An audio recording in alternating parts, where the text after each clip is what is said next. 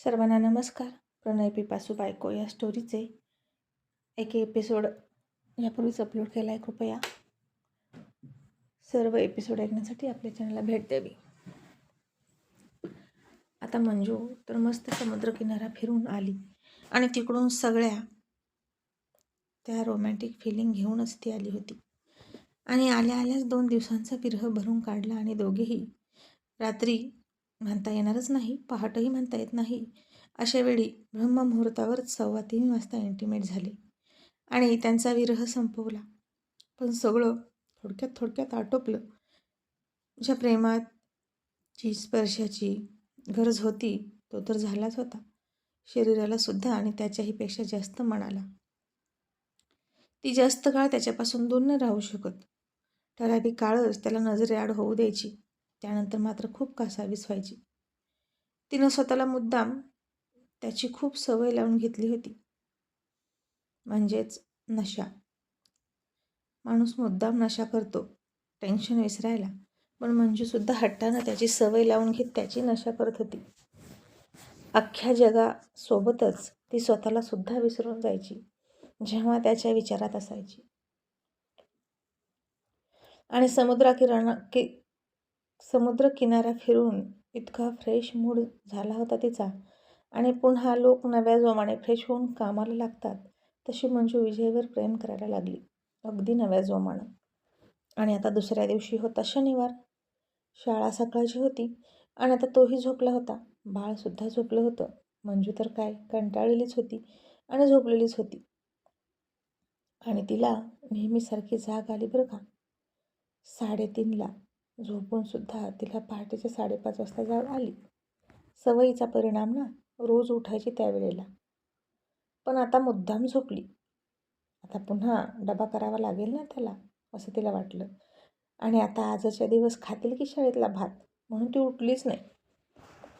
आणि यामागे सुद्धा आणखीन एक कारण होतं बरं का. मंजू उठली नाही त्याच्यासाठी डबा बनवायला, आणि ते कारण म्हणजे या माकड जानूनं मुद्दाम तिला सहलीला पाठवली. आणि म्हणतात कसे, आम्ही खाणार हॉटेलमधलं, आम्ही इकडं जेवणार, आमची काळजी करू नकोस, तू फक्त जा ग. आणि मग आता काय होतंय बाहेरचं खायला. बायको असल्यावरच यांना घरचं खायला लागतं आणि तिला त्रास द्यावासा वाटतो. मग आता यावेळीसुद्धा खा बाहेर. इतका कंटाळा आलेला असताना मी का उठू असं म्हणून ती उठलीच नाही. आणि सगळं माझ्याशिवाय यांचं काही चालतच नाही असं मानणं तिनं आता बंदच केलं. आपल्याशिवाय सगळं जमतं यांना.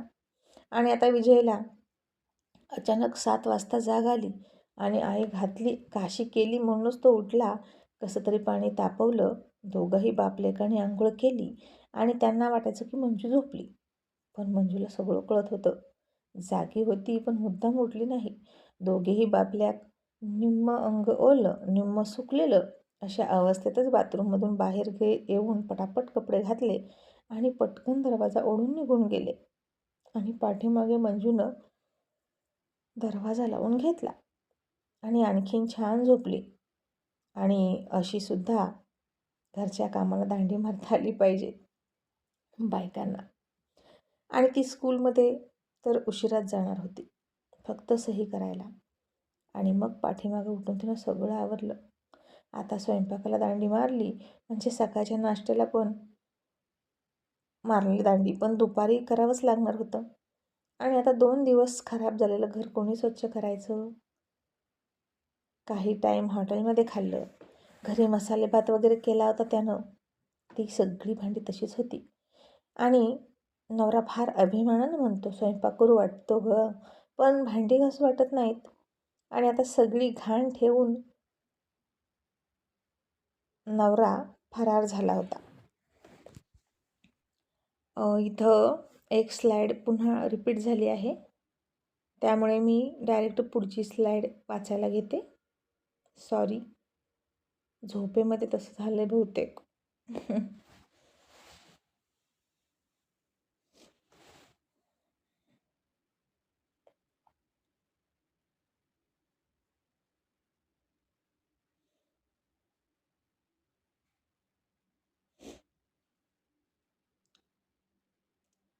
आणि ना मग आता तो नेहमी असंच करायचा. काहीतरी करायचा पण भांड्याला हात लावत नव्हता. आणि मग तिने सगळं आवरलं आणि पाठीमागून 10 वाजता गेली, सही केली. पुन्हा 12-1 वाजता घरी आली आणि त्याला फोन करून म्हणाली, जेवायला कधी येणार, स्वयंपाक कधी करू? आणि तो म्हणाला, मंजू अगं सकाळी मला उठवायचं की, मला किती उशीर झाला. ती म्हणाली, मग असू दे की, तुम्हाला कोण विचारतंय का उशीर झाला म्हणून. आणि तो म्हणाला, ते खरं आहे गं, पण साहेबांनी तसं उशीर येणं बरं दिसत नाही ना, लोक आपल्याकडे बोट दाखवतील. मंजू म्हणाली, असू द्या हो, घेतील समजून. बायको 2 दिवसातून घरी आली ना, मग झालं असेल जागरण, थोडंसं रात्री एक्स्ट्रा खालीवर करत बसले असतील. त्यात इतकं काय तुम्ही मनाला लावून घेता. आणि ऐका ना, येताना मिठाई घेऊन या, मला ना खूप खावीशी वाटते. आणि तो लगेच म्हणाला, ओके येतं घेऊन. आणि मग मंजू सगळं काम करून अभ्यास करत करत पण जास्त करून मिठाईचीच वाट बघत बसली. कारण तिला आता स्वीट क्रेविंग होत होतं. आणि तिला जर एखाद्या गोष्टीचं क्रेविंग व्हायला लागलं की मग काही खरं नसतं. मग ती गोष्ट म्हणजे तिचा नवरा असू द्या किंवा दुसरी काहीही, तिला पाहिजे म्हणजे पाहिजे. ती सारखी त्याला फोन करायची आणि तो म्हणायचा, आलो लाडूबाई अर्ध्या तासात. आणि ती बरोबर अर्ध्या तासानं फोन करायची. आता हा माणूस म्हणजे एकदम वेळकाढू होता. आणि मंजू म्हणजे एकदम वेळपाळू होती. याच गोष्टी दोघांचं खटकायचं सारखं. आणि ती फोन करून आता वैतागली आणि म्हणाली, जानू बायको मेल्यावर स्वीट घेऊन या, तुम्हाला काही कळतच नाही. या की लवकर, कुणाच्या म्हशीची डिलिव्हरी करायला गेला की काय तुम्ही. आणि तो म्हणाला, अगं हे अशी काय ढावळा लागल्यासारखं करते गं, जरा दम काढ की. आणि हे म्हणजे तुझ्या आईचा फोन आलता, तू तिचा फोन का उचलत नाही गं, तुझी म्हातारी मला ताप देते. आणि मंजू म्हणाली, माझं नाही कुठंच लक्ष, माझी चिडचिड होते, मला घेऊन ये की खायला स्वीट. असं म्हणून ती हातपाय आपटायला लागली. आणि विजय म्हणाला, बायकोची एकच गोष्ट ना खूप खराब आहे, तिला कुठल्याच गोष्टीत दम नसतो. तिच्या मनात आलं की आम्ही लगेच रेड्याची धार काढायची. असा प्रवचन सांगायला लागला. आणि तिनं वैतागून फोनच आपटला. इतकी बडबड करायला हा माणूस लावतो. तितक्या वेळात तो आला असता. बघितलं तर फक्त 10 मिनिटांचा रस्ता होता गाडीवर. पण नक्कीच याला कोणीतरी भेटलं असेल थापा मारायला, असं तिला वाटलं. आणि बाबा रे, दुपारी 1:30 वाजता येतो म्हणणारा माणूस 8:30 वाजता मंजूला फोन करून म्हणाला, बायको आता मिठाईच्या दुकानात आहे, बोल तुला काय खायचं. आणि आधी तर ती म्हणाली, काहीच नको मला. आणि आता तो म्हणाला, या नावाची मिठाई तर इथे नाहीच, पुढे बोला. आता ती हसली आणि म्हणाली, बटरस्कॉच बर्फी आणि मलाईचे पेढे. आणि साधारणपणे तिथून पुढे सुद्धा पाऊण तासानं घरात 5 मिठाईचे बॉक्स घेऊन आला. तेही 5 प्रकारच्या मिठाया. आणि खा दाबून, असं म्हणला. तर असला याचा घाणेरडा स्वभाव. वेळेवर पाणी पाजायचं नाही आणि नुसती माणसाला वाट बघायला लावायची. आणि ती आता भयंकर चिडली होती आणि बेडरूममध्ये जाऊन बसली. पुन्हा फोन आला कुणाचा तरी. त्याच्या एका यंग मित्राचा होता बहुतेक, ज्याचं नुकतं लग्न झालं होतं आणि इतरच गोष्टीच्या टिप्स द्यायला होते ना विजयराव. आणि तो समोरून म्हणाला, असेल बहुतेक की बायकोला पिरियड आलेत, त्यामुळे विजयला त्याला फिरायला जायचं होतं, ते पुढे ढकलतोय. आणि हॉटेल वगैरे बघून हाच देत होता, कारण यांच्या खूप ओळखी होत्या ना. आणि त्या अनुषंगाने विजयराव थापा मारायला लागले आणि म्हणाले, आम्ही पण गेलो होतो हनीमूनला, आम्ही इकडे गेलो होतो आणि आम्ही त्या हॉटेलमध्ये गेलो होतो. मग पुन्हा आमच्या मॅडमला ताप आला म्हणून दुसरं डेस्टिनेशन कॅन्सल केलं. आणि बरं का रे, ज्या डावात सुरुवातीलाच असा अडथळा येतो ना, तोच डाव जास्त रंगतो. पाळी आली बायकोला म्हणून नाराज होऊ नकोस, गड्या आमचं पण तसंच झालं होतं, असं म्हणून तो हसत होता. आणि मंजूला लाजायला लागली आणि आपोआपच तिची समजूत निघाली. रुचलेली बायको लगेच सरळ झाली आणि तो फोन ठेवून हसून म्हणाला, आणि माझ्या बायकोची ना आणखीन एक गोष्ट खूप खास आहे, तिला ना जास्त माझ्यावर रुसता येतच नाही. आणि हसायला लागला. आणि ती म्हणाली, जा तिकडं, मला खूप राग आला आहे तुमचा आणि मला ना एक पण मिठाई खायची नाही, फेकून द्या सगळ्या. 5 मिठाया घेऊन आलेत कशाला. आणि तो म्हणाला, असं काय? माझा राग आलाय तर दाखव बरं रुसून, बघू कशी रुसतेस. आणि तिनं केला प्रयत्न नाक फुगवण्याचा, गाल फुगवण्याचा, पण ती रुसण्याऐवजी हसायला लागली आणि त्याला बाथरूममध्ये ढकललं आणि म्हणाले, जा पटकन, दिवसभर उपाशी आहे माणूस, भूक लागली नाही का? आणि तो म्हणाला, अच्छा, म्हणजे तू मिठाईसाठी वाट बघत होतीस का माझ्या पोटासाठी? मी काय समजायचं? आणि आता आणि ती कुछ कुछ होता है मधला डायलॉग मारत म्हणाली, कुछ कुछ होता है सरजी, आप नाही समजोगे, तुम्हाला नाही समजणार. आणि पास ना आता बडबड, जा ना, असं म्हणून तिने त्याला ढकलला. मग तो बाहेर आला आणि मुलगा मिठाईच्या बॉक्सच्या बाजूने फिरत होता. मंजूनं अजून हात लावला नव्हता आणि विजय त्याला दम देऊन म्हणाला, आईनं हात लावल्याशिवाय बॉक्स उघडायचा नाही. ती अजूनही बेडरूममध्येच बसली होती. उतावळी तर फार झाली होती. रात्री फार थोडा रोमांस झाला होता आणि दिवसभर तो घरी नाही आला. मग आता पटकन जेवणं झाली आणि मग जेवणानंतर तिनं मिठाई काढली. गुपचूप गुपचूप पोराचा डोळा चुकवून तोंडामध्ये मलाईचा पेढा पकडून दोघांनी खाल्ला. पोरगं आलं तसं सगळं नॉर्मल आहे असं पटकन दाखवलं आणि बाजूला सरकले. आणि मग तो मोबाईलवर गाणी लावून काम करत बसला आणि ती पोरगं झोपण्याची वाट बघत बसली. उद्या रविवार होता आणि आज खूप जागरण करायचं असं दोघांनी ठरवलं. ते समुद्रकिनारी त्या मऊ गादीवर जितके पण स्वप्न बघितले ना, तेवढी सगळी स्वप्न पूर्ण करायची होती. पण ते बेनं पोरगं झोपना आणि यानं गाणी लावली, इल्लू इल्लू. आणि गाणी पण असं लावायचं की बस एकदम रोमॅन्टिक मूड बनायचा. आणि आठवण सांगत म्हणाला, तुला माहिती आहे का मंजू, हे गाणं जेव्हा फेमस झालं तेव्हा मुलं पोरी समोरून दिसल्या की नुसते इलू इलू करायची आणि पोरी हसून बाजूला जायच्या. तेव्हा एकमेकांशी बोलणं नव्हतंच.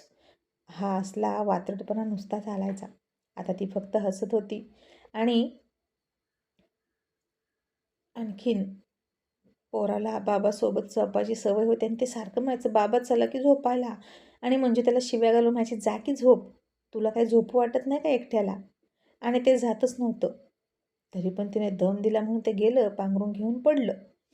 आणि तिला वाटलं ते झोपलं, पण ती त्याच्या मागे लागली. आता दार लावून घ्या आणि इकडे या म्हणायची. आणि तो म्हणाला, आता रात्र झाली ना मंजू, आता नको, मला खूप झोप आली, रात्री झोप नाही झाली माझी, तुझी वाट बघत बसलो आणि जागलो. आणि ती तर लगेच नाराज झाली, पण पुन्हा त्याच्या विनवण्या करत राहिली. पण तो नाहीच म्हणाला, उद्या फ्रेश मूडमध्ये करू. मुलगा क्लासला गेल्यानंतर सकाळी सकाळी 8 वाजता. आणि आता मला नेमका मेसेज आला, उद्या मुलाचा क्लासच नाही. आणि ती निराश झाली. त्यानंतरही त्यानं तिला पकडली, समजावली आणि झोपायला घेऊन गेला.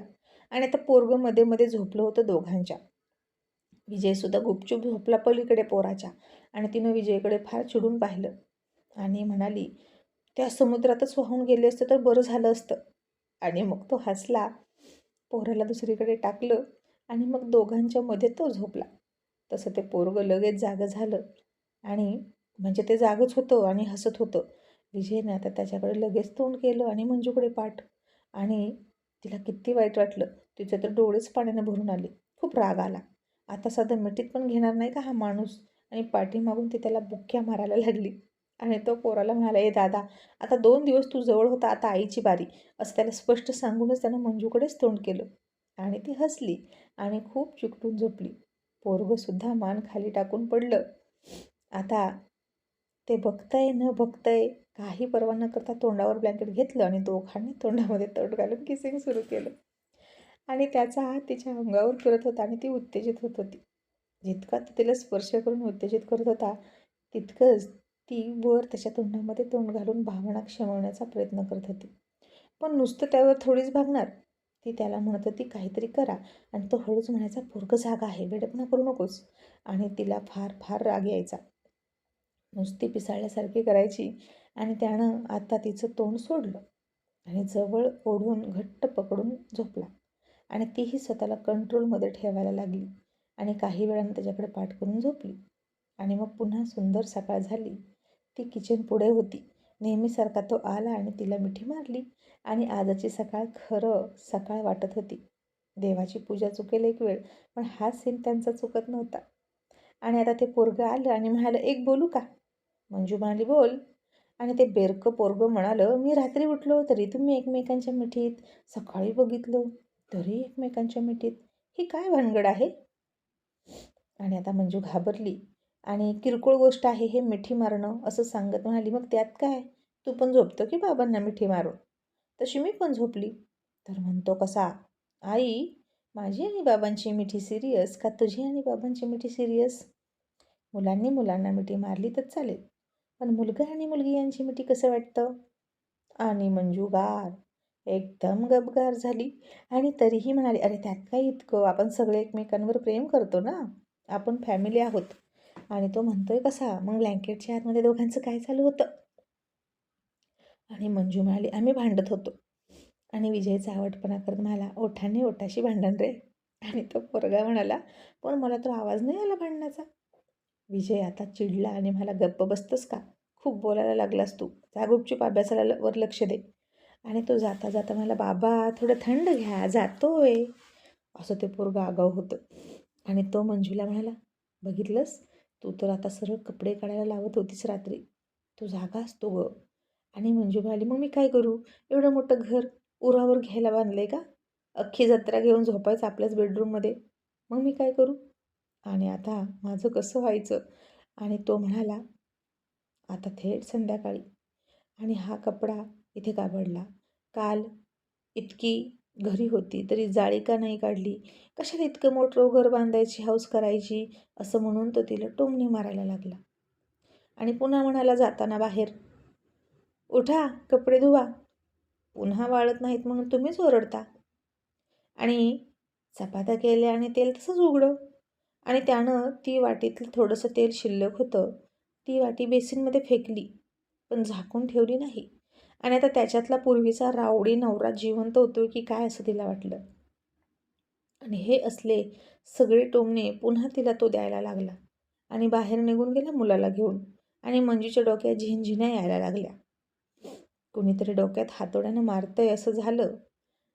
ते 2-3च त्याचे नॉर्मल टोमणे तिला सोसेना आणि तिनं आक्रोश करायला सुरुवात केली. तिला काय झालं माहीत नाही, पण एकदम पॅनिक झाली.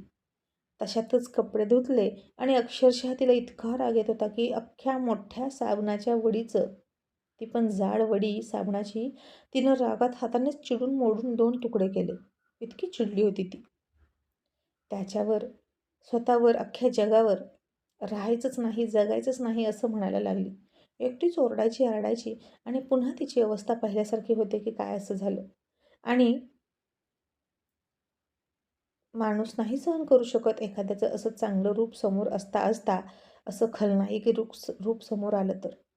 ती पुन्हा त्याच्या प्रियकराच्या रूपात बघत होती आणि तो पुन्हा विलन बनत होता.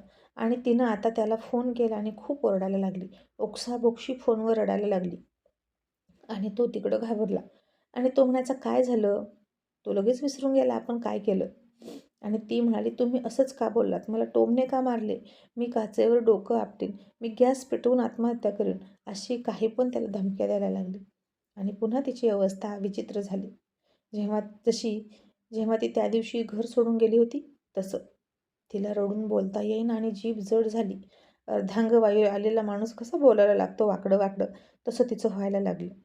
आणि तो फार घाबरला आणि तिला पॅनिक अटॅक येतोय की काय असं वाटायला लागलं. कारण असंच काही दिवसांपूर्वीच एका त्याच्या मित्राच्या बायकोला झालं होतं आणि तिला पॅरालिसिसचा झटका आला होता. अतिरागसुद्धा काही कामाचा नसतो, खूप घातक असतो.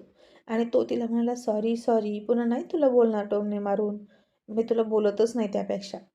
तरीही ती शांत होत नव्हती. मला बोललास का? मला टोमणे मारायचे नाहीत, मला सहन होत नाही, असं म्हणून मंजूनं घरात दंगा दंगा घातला. आणि आता तो फोनवर बोलत बोलतच घरीसुद्धा आला. आणि तिनं रागातच फोन ठेवला. पुन्हा डोक्यावर कंट्रोल ठेवत शांत व्हायला लागली. त्यानं बेल वाजवली. तिनं दार उघडलं आणि रडून रडून तिचे ओठ थरथर कापत होते आणि सतत मानेला झटका देत होती. आणि तशीच बेडवर पालती झोपली. आता दोघेच होते घरात. आणि आता तिला पुन्हा शांत करण्यासाठी त्यानं तिच्या आवडची गाणी लावली. आणि त्यातली त्यात पुन्हा चावटपणा करत गाणं लावलं, पूछो जरा पूछो मुझे क्या हुआ है. आणि